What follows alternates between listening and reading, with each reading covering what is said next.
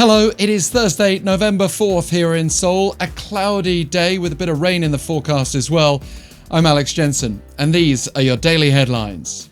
China is holding military exercises to make sure it keeps American troops away from its border with North Korea, according to a US State Department report to Congress. With around 28,500 American military personnel based in South Korea, the idea of a North Korean buffer has persisted for years. The report points out that China regularly holds drills to be ready to protect that buffer in the event of a crisis, but has been unable to engage in high-level diplomacy with Pyongyang due to the latter's COVID-19 concerns. And while Beijing supports US-North Korea dialogue and the North's denuclearization, it's also pushing for Washington to acknowledge Pyongyang's concerns and to provide incentives such as sanctions relief. Speaking of which, the report claims China is failing to fully implement those sanctions.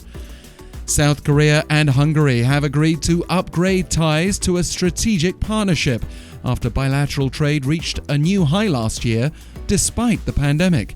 President Moon Jae-in's been in Budapest this week, the first South Korean leader to visit Hungary in 20 years. And while Moon's seeking cooperation on electric vehicles and batteries, his trip's also been meaningful for another historical reason.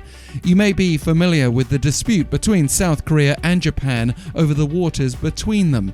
While visiting the Hungarian National Archives, First Lady Kim Jong-suk was presented with a map made in Europe in 1730, showing the East Sea, which Tokyo refers to as the Sea of Japan, as the small East Sea and part of Korea's territory.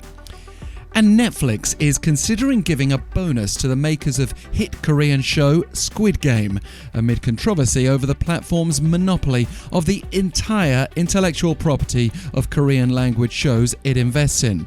Squid Game's the most popular Netflix original of all time, with the platform making an estimated $900 million in profit due to the show's success, though that didn't increase the fixed fee given to the Korean production team.